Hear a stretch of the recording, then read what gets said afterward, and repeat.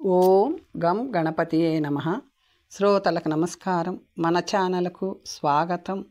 శ్రీ పద్మ మహాపురాణం సృష్టిఖండం 15వ భాగం. అరణ్యంలో లభించు ఓషధులను తింటూ సమస్త భూతములకు అభయమిచ్చును. సదా ధర్మార్జనారతుడై కామక్రోధములను త్యాజించి జితేంద్రియుడై ఉండును. బ్రహ్మభక్తుడై పుష్కర క్షేత్రంలో వసించును. సర్వ సంగ పరిత్యాగి అయి ఆత్మారాముడై ఎటువంటి కోరికలు లేకుండా జీవించును. ఓ భీష్ముడా, ఇలా జీవించువాడు పొందుగతిని చెప్పెదను విను. అటువంటి బ్రహ్మభక్తుడు బాల సూర్యుని వలె ప్రకాశించుచున్న వేదికలు స్తంభములతో ప్రకాశించుచున్న విమానములో కోరిన చోటికి వెళ్ళును. ద్వితీయ చంద్రుని వలె విరాజమానుడై ఉండును. కాన వాద్య నృత్యములందు ఆరితేరిన గంధర్వులు అప్సరసల గుంపులతో కలిసి 1000 కోట్ల సంవత్సరములు సుఖించును. బ్రహ్మదేవుని అనుగ్రహముతో ఏ దేవతా లోకములకు కావాలంటే ఆ లోకమునకు నిరాటంకముగా వెళ్ళును. బ్రహ్మలోకము నుండి చ్యుతుడై విష్ణులోకమునకు వెళ్ళును. విష్ణులోకము నుంచి పరిభ్రష్టుడై రుద్రలోకమునకు వెళ్ళును. అక్కడి నుంచి చ్యుతుడై వివిధ ద్వీపములలో జన్మించును. అలాగే స్వర్గములో కోరిన భోగములను ఐశ్వర్యములను అనుభవించి తిరిగి మర్త్యలోకములో రాజుగా కానీ రాజపుత్రునిగా కానీ ధనవంతునిగా కానీ పుట్టి సుఖించును. అలా పుట్టినవాడు రూపవంతునిగా మహాభాగునిగాను కీర్తిమంతునిగాను జన్మించి భక్తిభావంతో జీవించును. రాజా, బ్రాహ్మణ, క్షత్రియ, వైశ్య, శూద్రులు స్వధర్మ నిరతులై ఆచారముతో జీవిస్తూ బ్రహ్మభక్తులై సర్వభూతములయందు దయగలవారై ఈ గొప్ప క్షేత్రమైన పుష్కరములో నివసించు ముముక్షువులు మరణానంతరము పరమ శోభనమైన విమానంలో అప్సర గణముల నాట్యము చేయుచుండగా బ్రహ్మలోకమునకు వెళ్ళుదురు. ఆ విమానము కోరిన చోటుకు తీసుకొని వెళ్ళును. అచ్చట అగ్నిలో మరణించువారు, పుష్కర జలాలలో మరణించువారు శాశ్వతమైన బ్రహ్మలోకమునకు వెళ్ళును. సమస్త దుఃఖములను నాశనము చేయనటువంటి బ్రహ్మను రుద్రగణాలతోనూ విష్ణుగణాలతోనూ దర్శించును. పుష్కర క్షేత్రంలో మరణించు శూద్రులు హంసలు పూంచిన భాస్కరుని వలె ప్రకాశించుచున్న విమానంలో బ్రహ్మలోకమునకు వెళ్ళును. ఆ విమానములో అప్సరలు గానము చేయుదురు. విమానమంతా చిరుగంటలతో జెండాలతో నెమళ్లతో కూడి ఉండును. ఇచ్చట మరణించిన ధీరులు బ్రహ్మలోకమును పొందుదురు. బహుకాలము అక్కడ నివసించి కోరిన భోగములను అనుభవించుచు తిరిగి ఉత్తమ బ్రాహ్మణుల ఇంటిలోను ధనికుని ఇంటిలోను తిరిగి జన్మించును. పుష్కరవనములో కారీషము సాధించువాడు స్వర్గలోకములను పరిత్యజించి బ్రహ్మలోకమునకు వెళ్ళును. కల్పాంతము వరకు అక్కడే నివసించును. మర్త్యలోకమును చూడడు. అతని కర్మలు అతనిని బాధించవు. అతను మీదికి క్రిందికి అడ్డముగా ఎలా కావాలంటే అలా వెళ్ళును. సమస్త లోకములలోనున్న వారికి పూజ్యుడగును. యశస్సు విస్తరించును. సదాచారము తెలిసినవాడగును. సర్వేంద్రియములు మనోహరముగా నుండును. నృత్య గీత వాద్యముల యందు ప్రజ్ఞావంతుడగును. దివ్యాభరణ భూషితుడగును. నల్ల కలువ పత్రముల వలె శ్యామవర్ణము కలిగి ఉండును. నల్లని గుంగురులు వంటి వెంట్రుకలు కలిగి ఉండును. సన్నని నడుము కలవారు యవ్వనవంతులు సమస్త సుగుణములు గలవారు అయిన స్త్రీలచే సేవించబడును. వీణా వేణునాదములతో నిద్ర లేపబడును. బ్రహ్మదేవుని అనుగ్రహము వలన దుర్లభమైన గొప్ప సుఖమును పొందును. భీష్ముడిలా పలికెను. ఆచారవంతులు, పరమధర్మవంతులు, క్షేత్రధర్మపరాయణులు, స్వధర్మాచార నిరతులు, క్రోధమును జయించినవారు, జితేంద్రియములు బ్రహ్మలోకమునకు వెళ్ళుటలో ఆశ్చర్యం లేదు. వారు తప్పక బ్రహ్మలోకమునకు వెళ్ళుదురు. ఓ బ్రాహ్మణ, ఎటువంటి నియమములు పాటించకుండా ఉపవాసములు చేయని వారు, స్త్రీలు, మ్లేచ్ఛులు, శూద్రులు, పశుపక్షులు, మృగములు, మూగవారు, బధిరులు, అంధులు, తపోని నియమ వర్జితులు మొదలైన వారు పొందుగతి ఏమిటి? దయచేసి చెప్పవలేను అనెను. అప్పుడు పులస్త్యుడు ఇలా పలికెను. ఓ భీష్మ, స్త్రీలు, మ్లేచ్ఛులు, శూద్రులు, పశువులు, పక్షులు, మృగములు పుష్కర క్షేత్రములో మరణించినచో వారు బ్రహ్మలోకమునకు విమానములో వెళ్ళుదురు. ఆ విమానము మనులతో అలంకరించబడిన స్తంభములతోనూ సర్వభోగములతోనూ నిండి ఉంది. వేల కొలది స్త్రీలచే పరివేష్టితులై బ్రహ్మలోకమునకేగుదురు. వారు బ్రహ్మలోకము నుంచి పతితులైనను వారు క్రమముగా వివిధ ద్వీపములకు వెళ్ళి తరువాత ఉత్తమమైన బ్రాహ్మణ వంశములో ధనవంతులై జన్మించును. నీచ జన్మలలో పుట్టిన కీటకములు, చీమలు, పాములు, నేలపై పుట్టినవి, చెమట నుంచి పుట్టినవి, గుడ్డు నుంచి పుట్టినవి, ఇవన్నీ కూడా కోరికతో కానీ కోరిక లేకుండా కానీ ఈ పుష్కరవనంలో మృతి చెందినచో అవి సూర్యుని వంటి కాంతిగల విమానములో బ్రహ్మలోకమునకు వెళ్ళును. మహాఘోరమైన కలియుగములో మానవులు పాపముల యందు ఆసక్తులై ఉందురు. వారికి ఇతర ఉపాయములతో ధర్మము కానీ స్వర్గము కానీ లభించదు. ఈ కలియుగములో పుష్కర తీర్థములో వసిస్తూ బ్రహ్మను పూజించినచో వారు కృతార్థులగుదురు. మిగిలిన వారు క్లేశములను అనుభవింతురు. మానవుడు కామ క్రోధమునకు వశుడై పంచేంద్రియములతో మనసా వాచ కర్మణా చేయు పాపములు ఉదయము పుష్కరము వద్దకు వెళ్ళి బ్రహ్మదేవునికి నమస్కరించినచో అతడు సర్వపాపముల నుండి విముక్తుడగును. సూర్యోదయము మొదలు మధ్యాహ్నము వరకు బ్రహ్మను దర్శించి ధ్యానము చేసినచో ఉదయము చేసిన పాపములు నశించును. అలాగే మధ్యాహ్నము నుంచి సూర్యాస్తమయము వరకు చేసిన పాపములు సాయంత్రము బ్రహ్మను దర్శించుట వలన నశించును. పుష్కర క్షేత్రములో బ్రహ్మయందు భక్తితో నివసించువాడు 3 పూటలా మృష్టాన్న భోజనము చేసినను వాయువు భక్షిస్తూ తపము చేయు వాని వలనే తెలియవలయను. సుకృత కర్మలను ఆచరిస్తూ పుష్కర క్షేత్రములో నివసించువారు క్షేత్ర ప్రభావం వలన గొప్ప సుఖములు పొందును. సముద్రమును మించిన జలాశయము లేనట్లు పుష్కరమును మించిన పుణ్యతీర్థము మరొకటి లేదు. దేవతలలో బ్రహ్మను మించిన వారు లేనట్లే గుణములలో పుష్కర తీర్థమునకు సమానమైనది మరొకటి లేదు. ఇది కాక ఈ క్షేత్రములలోనున్న ఇతర దేవతల గురించి చెప్పెదను. ఇంద్రాది దేవతలు, విష్ణువు ఇక్కడ ఉన్నారు. గజాననుడు, కార్తికేయుడు, రేవంతుడు, దివాకరుడు, శివదూతి, క్షేమంకరి వీరందరూ జగత్తు యొక్క క్షేమము కోసం ఇక్కడే ఉన్నారు. ఇతర చోట్ల తపస్సు, నియమములు, సత్కార్యములు, వ్రతములు మొదలైనవి అవసరము, కానీ ఇక్కడ వాటితో పని లేదు. ఇక్కడ వసించినంత మాత్రమున సమస్త కోరికలు నెరవేరును. అంతేకాదు అవ్యయమైన బ్రహ్మలోకమును పొందుదురు. కృతయుగంలో 12 సంవత్సరముల కాలము పాటు సాధించవలసినది త్రేతాయుగములో 1 సంవత్సర కాలములో సాధించవచ్చును. కలియుగంలో ఈ క్షేత్రములో 1 రోజులో సాధించవచ్చు. ఈ విషయము పూర్వము బ్రహ్మదేవుడు చెప్పెను. ఈ భూమిపై దానిని మించిన క్షేత్రము లేదు. అందువలన ప్రయత్నపూర్వకముగా ఈ క్షేత్రమును ఆశ్రయించవలెను. గృహస్థుడు కానీ బ్రహ్మచారి కానీ వానప్రస్థుడు, భిక్షువు, సన్యాసి వీరంతా వారి వారి ఆశ్రమ ధర్మముననుసరించి ఉత్తమ గతిని పొందుదురు. కామము ద్వేషమును విడిచి వారి వారి ఆశ్రమములో యథావిధిగా ప్రవర్తించినచో వారు పరలోకములో సుఖించును. ఈ క్షేత్రములో బ్రహ్మ 4 మెట్లు గల నిచ్చెన ఏర్పాటు చేసెను. ఈ నిచ్చెనను ఆశ్రయించిన వారు బ్రహ్మలోకములో సుఖింతురు. తన ఆయువులో 4వ వంతు కాలమును గురువుతో కానీ గురుపుత్రునితో కానీ కలిసి ధర్మాపేక్షి అయి అసూయ లేకుండా బ్రహ్మచారి అయి ఉండి అధ్యయనం చేయవలెను.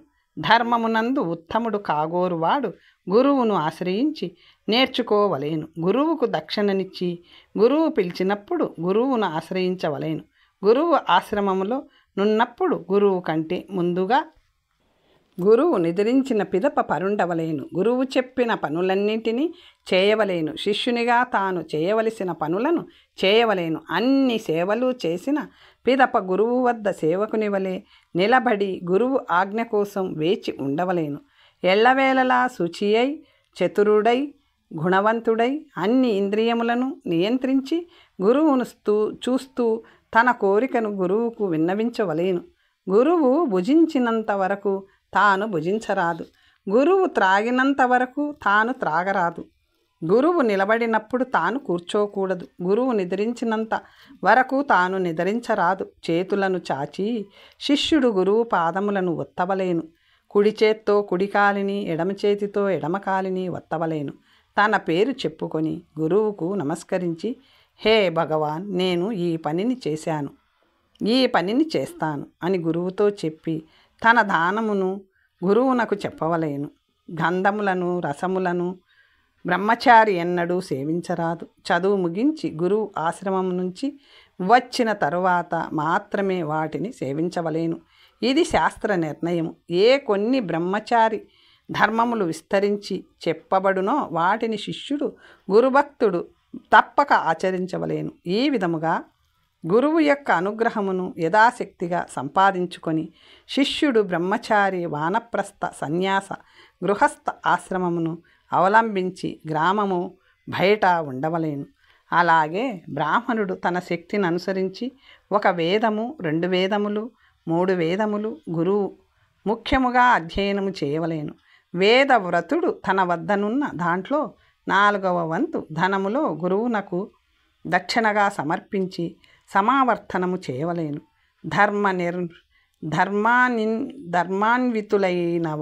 ధర్మాన్వితులైన భార్యను పొంది అగ్నిని ఆవాహన చేసి పూజించవలేను.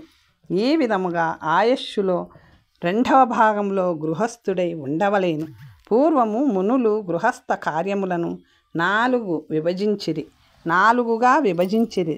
మొదటి కుశూల ధ్యాన 3 మొదటిది కుశూల ధాన్య 3 సంవత్సరములకు సరిపడిన ధాన్యమును సేకరించుట. రెండవది కుంభీ ధాన్య 1 సంవత్సరము నెలకు సరిపడిన ధాన్యమును సేకరించుట. మూడవది అశ్వస్తని 1 రోజుకు సరిపడిన ధాన్యమును స్వీకరించుట.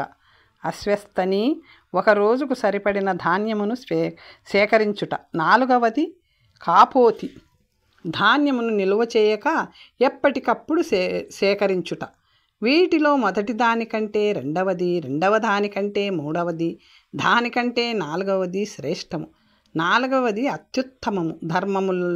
ధర్మముతో లోకములో పూజితులగుదురు. వీరిలో షట్కర్మ అంటే వేదములను పఠించుట, పఠింపచేయుట, యజ్ఞములను చేయించుట, దానములనిచ్చుట, స్వీకరించుట నిరతులైన వారు 1 గుంపు. 3 కర్మలు అధ్యయన, దాన, యజమానము చేయువారు మరొక గుంపు. 2 అధ్యయనము, దానము, కర్మలలో నిరతులైన వారు 3వ గుంపు. బ్రహ్మయందు మాత్రమే నిరతులైన వారు 4వ గుంపు. గృహస్థాశ్రమం కంటే ఉత్తమమైన తీర్థము మరొకటి లేదు. గృహస్థుడు తన కోసం మాత్రమే అన్నము వండుకోకూడదు. కారణము లేకుండా పశువును చంపరాదు. ప్రాణి కాని, ప్రాణము లేని వస్తువు కాని సంస్కారము వలన యజ్ఞమునకు అర్హమగును. పగటిపూట నిద్రించరాదు. రాత్రి తొలి భాగంలోనూ చివరి భాగంలోనూ నిద్రించరాదు. అనగా సాయం సంధ్యలోనూ ప్రాతః సంధ్యలోనూ నిద్రించరాదు. భోజనానికి మధ్యలో ఏమీ తినకూడదు. సంధ్యా సమయంలో భోజనం చేయరాదు. అసత్యము పలకరాదు. ఇంటికి వచ్చిన బ్రాహ్మణుని తప్పక సత్కరించవలేను. అతిథులను సత్కరించవలేను. వీరు హవ్యమును కవ్యమును దేవతలకు, పితృదేవతలకు అందింతురు. వేద విద్యా వ్రతములో మునిగిన వారు వేద విద్యా పారంగతులు. శ్రోత్రియులై తమ తమ కర్మలను ఆచరిస్తూ తపము చేయువారు హవ్య కవ్యములను స్వీకరించుటకు అర్హులు. అశాశ్వతమైన వస్తువుల యందు ఆసక్తి ఉన్నవాడు, స్వధర్మమును విడిచినవాడు, అగ్నిహోత్రమును విడిచినవాడు, గురువును మోసగించినవాడు, అబద్ధములు చెప్పువాడు హవ్య కవ్యములకు అనర్హుడు. గృహస్థుడు తాను చేసిన వంటలలో వంటలో సమస్త భూతములకు భాగమివ్వవలేను. అలాగే వారి కోసం వారు వంట చేసుకొని వారికి సన్యాసులు మొదలైన వారికి భోజనము పెట్టవలేను.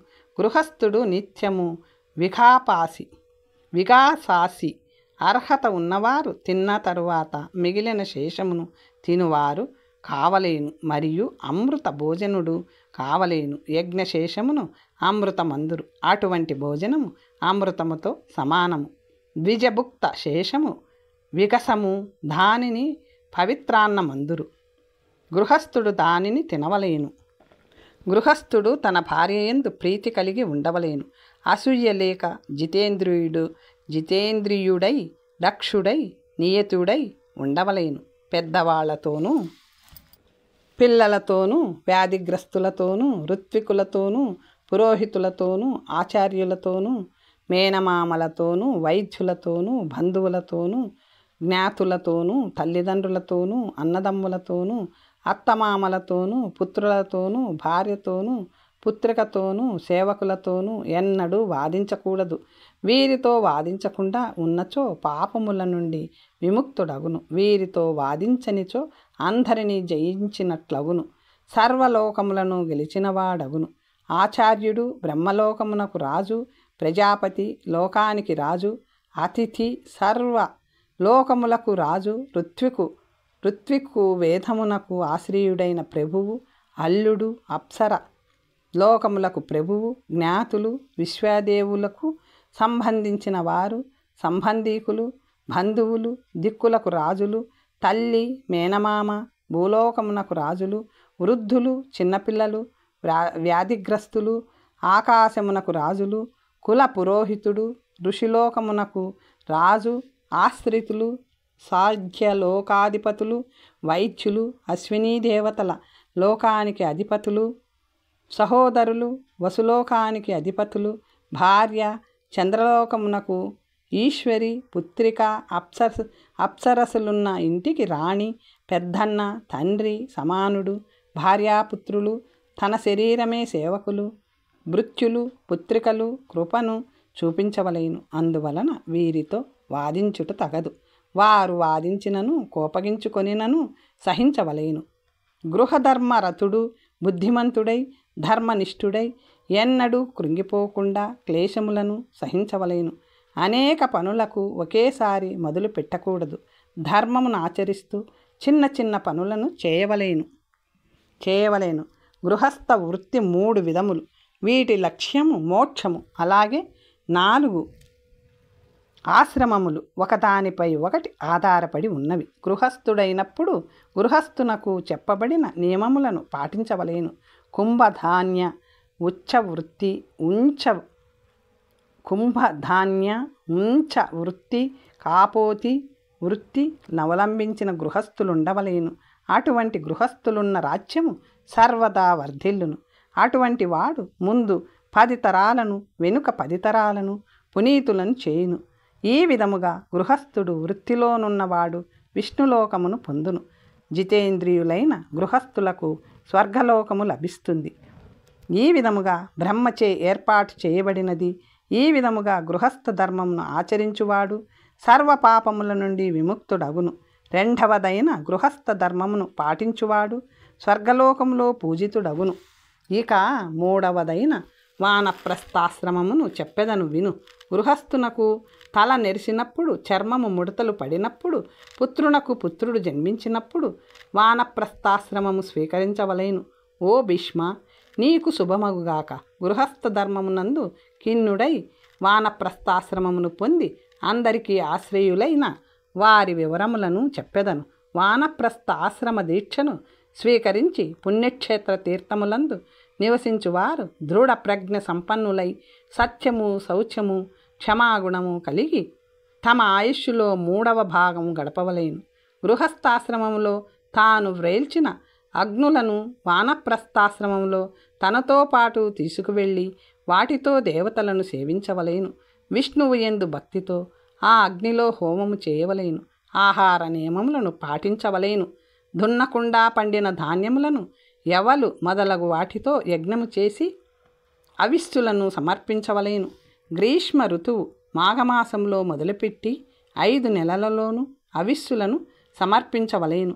వానప్రస్థాశ్రమములో నున్నవారికి 4 రకముల జీవన వృత్తులున్నవి. కొందరు అప్పటికప్పుడు చేకూర్చుకున్నవే తిందురు. కొందరు నెలకు సరిపడ వాటిని సేకరించి తిందురు. మరికొందరు సంవత్సరమునకు సరిపడిన వాటిని సేకరించి తిందురు. ఇంకా కొంతమంది 12 సంవత్సరములకు సరిపడ వాటిని సేకరించుదురు. వీటిని సంగ్రహించినది యజ్ఞములు చేయటానికి మరియు అతిథులను పూజించుటకు మాత్రమే. వర్షాకాలంలో ఆరుబయట, హేమంత ఋతువులో నీటిలోను, గ్రీష్మ ఋతువులో ఎండాకాలములో పంచాగ్నుల మధ్యలోనూ నిలబడి తపము చేయును. 4 దిక్కులయందు 4 అగ్నులు, నెత్తిమీద సూర్యుడు 5వ అగ్ని.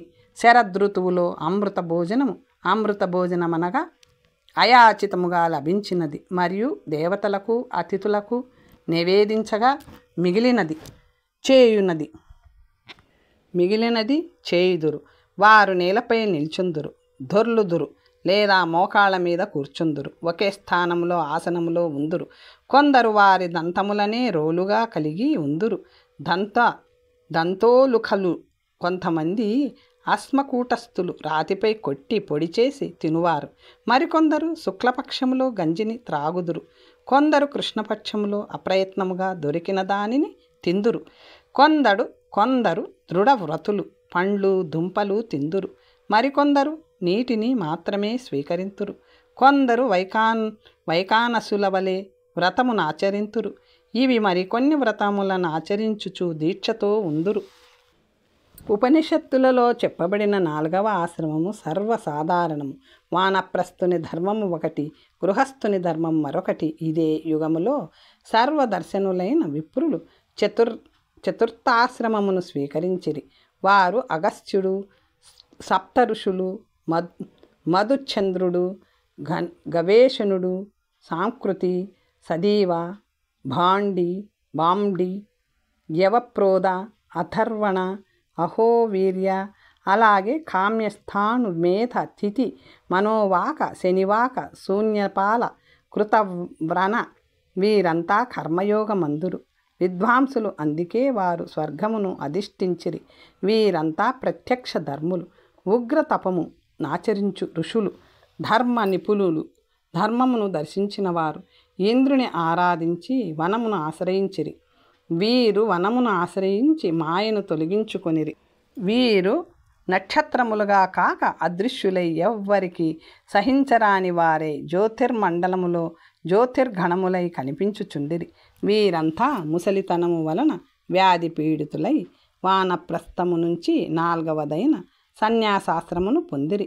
మానవుడు వేదములను అభ్యసించి సమస్త దేవతలను దక్షిణతో పూజించి అంతర్రాముడైన ఆత్మారాముడై తన యందు అగ్నిని ఉంచి దానములను త్యాజించి యజ్ఞములను ఇష్టులను సదా ఆచరించవలెను. ఎల్లప్పుడూ యజ్ఞములను ఆచరించు వారికే ఆత్మయజ్ఞము ప్రవర్తించును. దక్షిణాగ్ని, పత్యాగ్ని ఆవహనీయమను 3 అగ్నులను పూజించవలేను. అటువంటి జ్ఞాని ఎవరి వలన ఏది లభిస్తే దానిని అసహ్యించుకోకుండా తినవలేను. వానప్రస్థాశ్రమము స్వీకరించినవాడు జుత్తును, రోమములను, గోళ్లను కత్తిరించుకోకూడదు. కర్మానుష్ఠానముచే అతడు పవిత్రుడైన పిదప సన్యాసాశ్రమమును స్వీకరించి సమస్త భూతములకు అభయమిచ్చును. అటువంటి సన్యాసికి తేజోమయమైన లోకములు లభించును. అక్కడ అతడు అనంత సౌఖ్యములను పొందును. అటువంటి సన్యాసి మంచి నడవడి కలిగి పాపరహితుడై ఇహపర లోకాలలో సుఖించుటకు ఇష్టపడక కోపము, మోహము మొదలైన వాటిని వదిలి సదా ఆత్మచింతన చేయుచుండును. మరొకరికి కలిగే సుఖదుఖాది ద్వంద్వములకు అతడు చలించడు. అహంకారమును వదిలి ధర్మాసనుడై జితేంద్రియుడై ఉండును. అతడు అంతటా స్వేచ్ఛగా సంచరించును. 3 ఆశ్రమములకు క్రమముగా అతిక్రమించి 4వదైన సన్యాసాశ్రమమును స్వీకరించును. నాలుగవదైన ఉత్తమమైన ఆశ్రమమును గురించి చెప్పెదను విను. గృహస్థాశ్రమము వానప్రస్థాశ్రమముల ద్వారా సంస్కారమును పొంది ఆ తరువాత ఏమి చేయవలేనను విషయమును చెప్పెదను. ఏకాగ్ర చిత్తుడవై వినుము. కాషాయ వస్త్రములను ధరించి ఏకాకి అయి ధర్మమును ఆచరించవలేను. అగ్నిని గృహమును విడువవలేను. భిక్షకు మాత్రము ఊరిలోకి వెళ్ళవలేను. రేపటి కంటూ ఏమీ దాచుకోకుండా సన్యాస భావము కలిగి ఉండవలేను. కొంచెముగా తినవలేను. నియతాహారుడై ఉండవలేను. భిక్ష కోసము కపాలమును భిక్షపాత్రను ఉనికికి చెట్ల మొదళ్లను ఆశ్రయించవలేను. శరీరము కప్పుకోవటానికి చిరిగిన వస్త్రములను ధరించవలేను. ఒక్కడే ఉండవలేను. సమస్త ప్రాణులయందు ఉదాసీన భావము కలిగి ఉండవలేను. ఇవి భిక్షకుని లక్షణములు. ఎవరైనను నిందించినను ప్రతి నింద చేయరాదు. అవసరము లేనటువంటి వాటిని గురించి వినకూడదు, చూడకూడదు, మాట్లాడకూడదు. ముఖ్యముగా బ్రాహ్మణులకిది అన్ని వేళలా ఆచరణీయము. బ్రాహ్మణులకు ఏది అనుకూలమో దానినే మాట్లాడవలేను.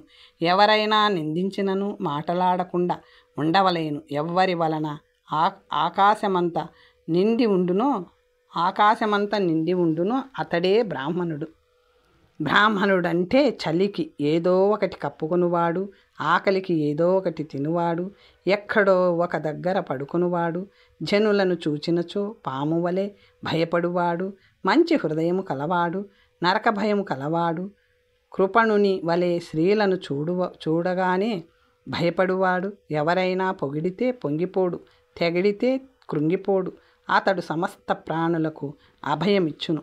అటువంటి వానిని దేవతలు బ్రాహ్మణునిగా గుర్తింతురు. చావును అభినందించడు, బ్రతుకును అభినందించడు. కర్షకుని వలె నిర్దేశించిన కాలం కోసం ఎదురు చూడవలేను. మనసు చెలించినవాడు నియతుడై ఉండవలేను. ఇలా ఉన్నచో అతడు సర్వ పాప విముక్తుడై స్వర్గమునకేగును. ఏ ప్రాణి వలన తాను భయపడకుండా, ఏ ప్రాణిని తాను భయపెట్టకుండా జీవించి ఉన్నప్పుడే ముక్తుడై అతడు ఎటువంటి భయము లేకుండా ఉండును. ఏనుగుల అడుగులలో పదాతుల అడుగులున్నట్లు అతని హృదయములో జ్ఞానమంతా ఇమిడి ఉంది. రాజా, ఈ విధముగా అన్ని ధర్మము అర్థము కూడా అహింసలో ప్రవర్తించును. ఎవరైతే ఇతరులను హింసింతురో వారు చచ్చిన వారితో లెక్క. ఎవరైతే ఎవరినీ హింసించకుండా ఉంటారో, ధైర్యవంతులో, ఇంద్రియ నిగ్రహం కలవారో, సర్వభూతములకు శరణ్యుడో అతడు ఉత్తమగతిని పొందును. ఈ విధముగా జ్ఞానముతో తృప్తి చెంది నిర్భయుడైన జ్ఞానికి మృత్యువు పెద్ద విషయము కాదు. అతడు అమృతత్వమును పొందును. సర్వసంగమును వదలి ఆకాశము వలె నిర్లిప్తునిగా ఉండువానిని, విష్ణువుకు ప్రియమైన కార్యములు చేయువానిని, శాంతుని దేవతలు బ్రాహ్మణునిగా గుర్తించెదరు. ఎవరు జీవితము ధర్మము కోసమో, ఎవరి ధర్మము సుఖము కోసమో, మరియు పగలు రాత్రి జీవితమును ధర్మమునకు వినియోగించును అతడే బ్రాహ్మణుడని దేవతలందరూ కర్మల నుండి దూరముగా నుండువాడు. నమస్కారములు, స్తుతులు స్వీకరించినవాడు, కర్మలు క్షీణించినవాడు అయిన వానిని బ్రాహ్మణుడని దేవతలందరూ. అటువంటి బ్రాహ్మణుని చూసినచో సమస్త ప్రాణులు సుఖముగా ఉండును. సమస్త దుఃఖములు వాటంతట అవే తొలుగును. అందువలన అతడు శ్రద్ధతో విహిత కర్మలను చేయును. ప్రాణులకు అభయ దక్షిణ దానము ఇతనిలో ఉన్నందున సమస్త దానములు ఇతనిలో ఉన్నట్లే. ఎవరు నోటితో అవిస్సు నర్పించునో వాచకముగా మాత్రమే యజ్ఞము చేయుట అతడు అనంతకాలము ఉత్తమ స్థానమును పొందును. మంచి వర్ణము కలిగి 3 దేహములతో కూడిన స్వామి అయిన పరమార్థం స్వరూపుడు సమస్త భూతములచే గౌరవింపబడువాడు. వానిని తెలుసుకుందురో వారు సర్వసమర్థులైన దేవతలై అమృతత్వమును పొందుదురు. వేదములచే తెలియదగిన పరమ సత్యమును తమ ఆత్మలో ఎవరు దర్శింతురో వారిని అందరూ సదా అనుసరింతురు. అగ్ని తేజస్సు వంటి కిరణములు కలవాడు, అప్రమేయుడు, భూమినంటనివాడు, అంతరిక్షములో ప్రదక్షిణాకారముగా తిరుగుచు వెనుదిరుగుచు 6 అంచులు, 6 ఋతువులు, 12 మాసములు, 3 పర్వలు గల ఎవని కాలచక్రము ఈ విశ్వము రక్షించును అంతటి అగ్నికి నమస్కారం. అతని అనుగ్రహము వలన ఈ విశ్వము యొక్క స్వరూపము తెలియదగును. ఈ విశ్వములోనున్న మానవులందరూ దేవతలను ఆరాధించి శాశ్వత ముక్తులగుదురు. తాను ఎవరిని నిందించడు, వేరొకరిచే అతడు నిందింపబడడు. అటువంటి విప్రుడు ఆత్మయందు పరమాత్ముని దర్శించును. మోహమును కల్మషములను విడచి ఇహపరములలో ఎటువంటి ప్రయోజనమును ఆపేక్షింపక రోషము లేనివాడై బంగారమును మన్నును ఒకే దృష్టితో చూచి శోకము నశించి స్నేహము జగడములను నిందాస్తుతులను ప్రియాప్రియములందు ఉదాసీనుడై ఉండువాడే భిక్షువు. తర్వాత కథ వచ్చే భాగంలో తెలుసుకుందాం. నమస్తే.